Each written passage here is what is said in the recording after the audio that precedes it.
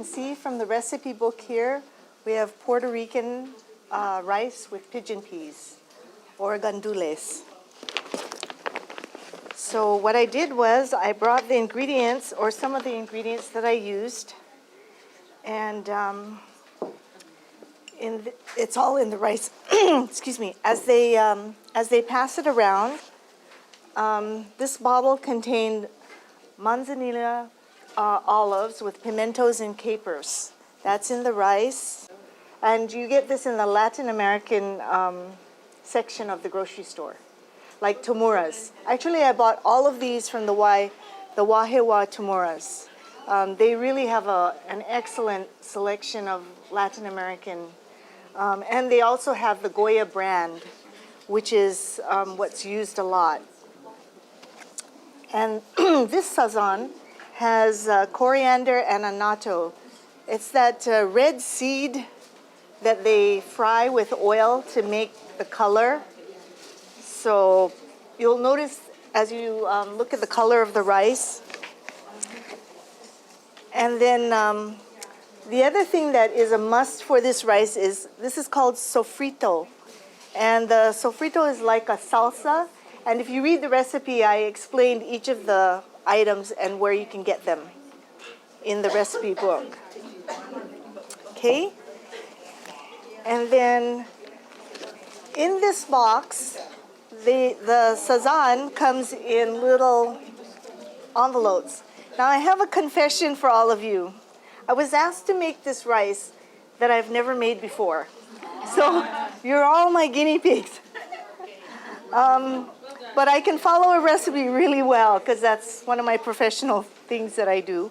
So hopefully you'll enjoy this rice and it tastes like it's supposed to. But I made a lot. This recipe was doubled. So I made a really big pot. And then I also used tomato sauce in it, and then pigeon peas. I had never worked with pigeon peas before. And pigeon peas were developed over 3,000 years worth of Spanish bean growing. And so these peas are crucial to this dish. So let's see, the pigeon peas look like this. You can buy them dried in the store, but it takes a long time because you have to... Guisantes? Is this guisantes? Okay. We've been using garbanzo beans in guisantes.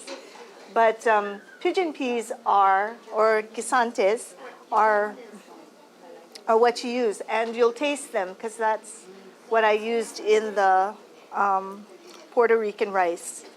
Arroz con gandules is what it's really called in Puerto Rican.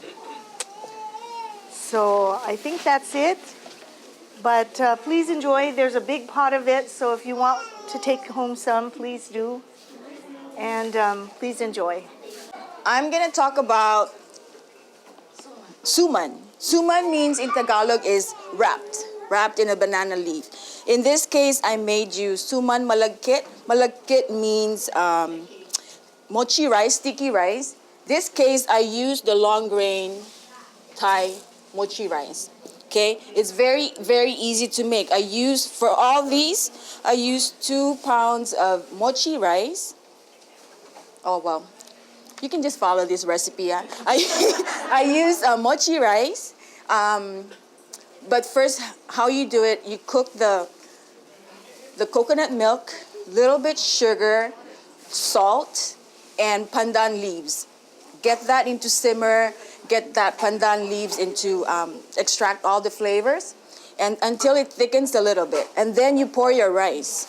Pour the rice, keep stirring it until it's sticky. It's not runny, it's not watery. At that point, you're ready to wrap. Now, you can't wrap anything if your banana leaves is not pliable. So you gotta make sure that you heat it up on top of the stove, just to make it pliable. When you wrap it, it's not going to be, it's not going to break on you. So, Katay, can you help me? So this is not sweet at all because back home when we eat suman, we usually dip it in sugar. In this case, we like to dip it in muscovado. This is a raw brown sugar. It's a very, very rich or nutritious sugar, unrefined sugar. Okay, so this is what we use back home. Yeah, there's enough for everyone. The next dish I'm gonna talk about is paella. Okay, I know there's a lot of different recipes, and don't quote me because this is just like who was that? Say the guinea pig. You are my guinea pigs too. This is just my second time making it, so the next time I make it, I know I'm gonna do it differently. But anyway, the ingredients, there's a lot. There's a lot in here. There's mussels, clam, shrimp,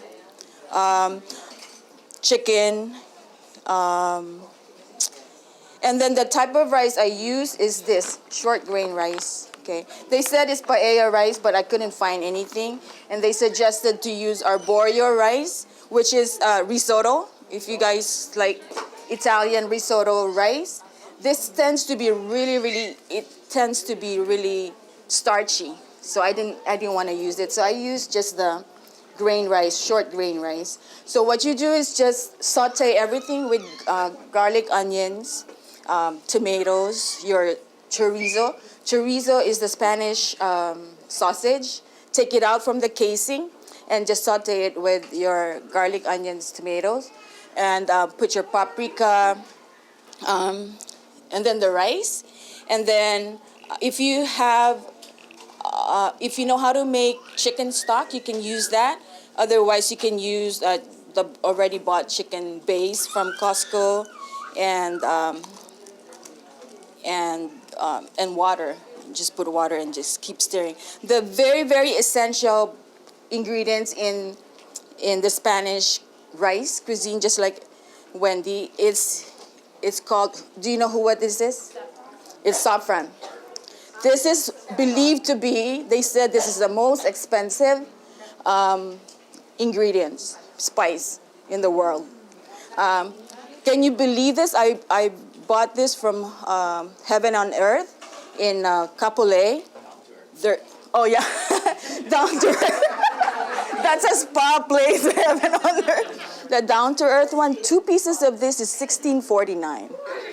But I called Costco because I got this from Costco before. I think I got it from only 14 and it's almost full.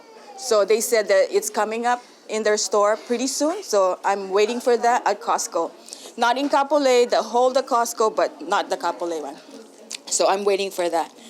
So just make sure you simmer the rice until it's halfway done. Then you pour and you put all your other ingredients like the seafood in there and then just let it simmer until it's dry, and top it with guisantes, or what do you call that? Green peas, yeah, and that's it. That's how I made the. Is there a flavor from the saffron? There is. It's really, really. It comes from a crocus flower, a stigma of it. If you can smell it, it's really, really fragrance, right? Oh no, never mind.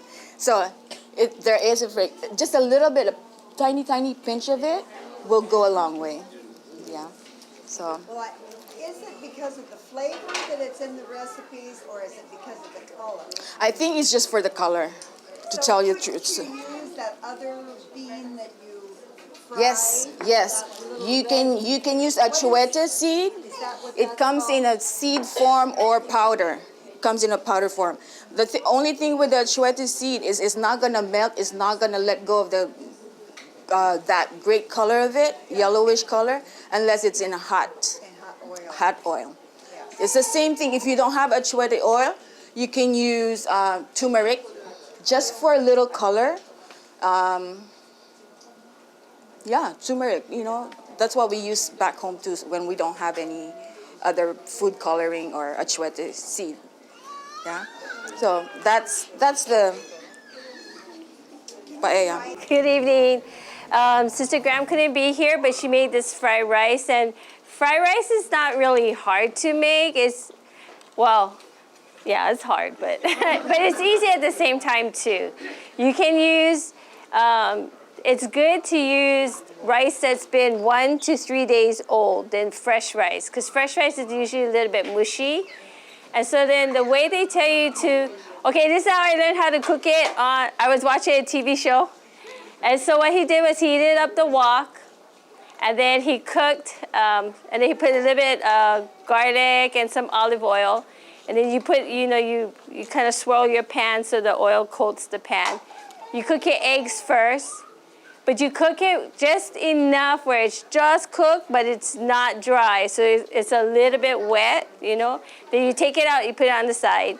You add a little bit more oil, and you can put garlic, and then you throw in your whatever meat that you want. You can have Portuguese sausage, Spam, leftover steak, hamburger. You can have Kahlua pork. Whatever you have that's left over, you can go ahead and put that inside of your fried rice, along with fish cake. You can do mixed vegetables. My daughter hates it when I have mixed vegetables in there because she doesn't like peas. But you can do mixed vegetables. You can do corn. You can do carrots. You can put anything inside, and then you cook it up. Then you add your seasoning to that mix. So you can add oyster sauce, sesame oil, shoyu, a little Worcestershire sauce. And I'm terrible because I was just looking, I see what I have. Sometimes I have like katsu sauce, or I put whatever I feel like I need for a seasoning. And then you mix it, you stir it all up with your meat mixture. Then you add your rice. So you don't have to add anything else. And then you stir it all up together. And then you mix it together and you cook it. So your seasoning is already with the meat mixture, your vegetable mixture. Then you put it into the rice. And then at the very end, you add your egg. And the reason you add your egg last is so the egg looks yellow still yet, and so, and it's the last thing you do, and then you can serve it with anything. You can eat it for breakfast, you can have it for lunch, you can have it for dinner, you can serve it with another meal. So it's really up to you on how you want to serve it. And so Tetua added Portuguese sausage, char siu. It looks like there's fish cake in there too as well. So that's fried rice. The mochi rice is very easy.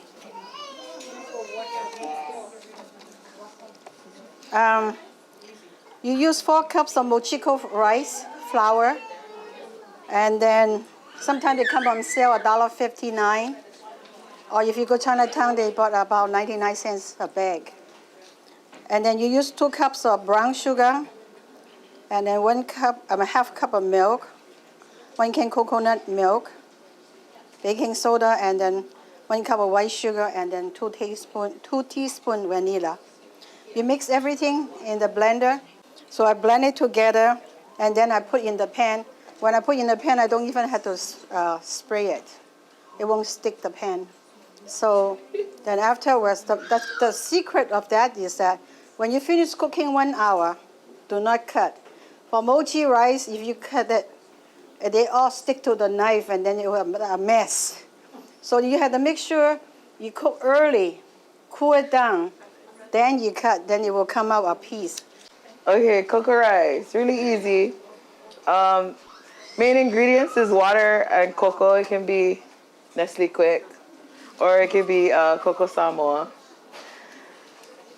If you use a Cocoa Samoa, it takes a little bit longer for it to cook. So you pour water into a pot, maybe 3/4 full. Put your Cocoa Samoa inside. Bring that to a boil. The Cocoa Samoa has to melt down. After it melts down, you can put your rice in and your lemon leaves. As soon as the rice cooks, you bring it to a boil, and then you bring it down to a simmer. Your rice is gonna cook slowly. As soon as the rice is cooked, you can throw in your sugar to taste. And at the last minute, you throw in the coconut milk. That's it. Really easy. Any questions? Spam musubi. I think that everybody eats spam musubi in Hawaii. I was thinking Sister Fuller may be not familiar with that, so I said, oh, that's a good idea. We put it in so we know how to make that. I use 4 cups of cooked rice and then 7 sheets of nori. Nori is the seaweed in the flat sheet. I cut into half to roll up. You know, you put it on a chopping board, and then you put the half sheets of nori, and then you use a mold to put in. It's a rectangular. And then you put the rice inside, and you smash it down. And then you prepare the spam pan fry first, then you put it on, and then you roll it up. Some of them I get only 1/4 of musubi because I think that this is full already. So it's so simple, but the kids like it so much. So I don't think there's any questions on that. Okay, I'm back again. All right, this is the sushi roll. But for sushi rice, there's many ways that you can make just regular sushi rice if you want to make cold sushi or just to eat your sushi. You cook your rice, and then you can add, it's a powdered flavor that you find in a bag that looks like this. This is the cheap way of doing it. The real way is you can make your own vinegar, sugar, you make your own seasoning packet. But if I'm not really good at doing that part, so then I use this little, it's called powdered sushi flavoring. There's a Japanese name. But anyway, so it's sushi flavoring. And as soon as you cook your rice, you normally would dump it into either a bamboo bowl. And then so you kind of fluff up your rice, and then you pour the powder. This bag is good, one packet is good for 4 cups of rice. So if you have more than that, then you would get as many bags. You wanna roll your sushi as soon as you put the rice into that bamboo bowl, because you want it hot so you can put in your ingredients. Usually you use nori, and then your rice. When you put your rice on the nori, she's actually making it over there, but she didn't want to do it over here.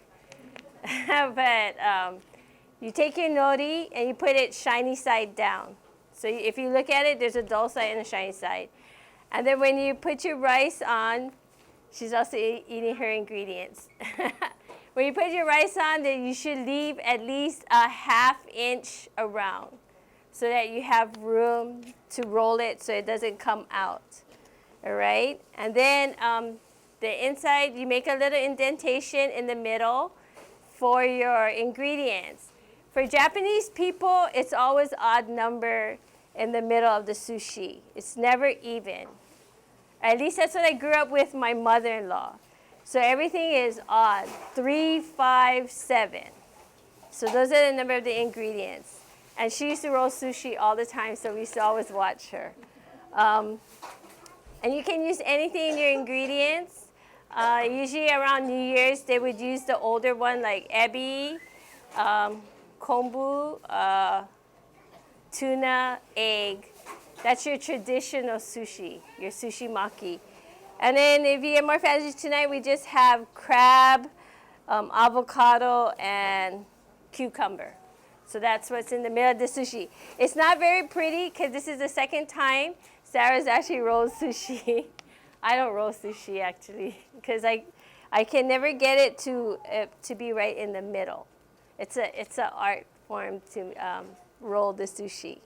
So This is the black rice. If you want, you can take home to try. I tire of passing around too. This is the package of the noodles for the Singapore noodles. That's how it looked like. But like I said, that you don't have to cook first. You just show it when you cook the vegetables and things. So that's all for tonight. We are on a time right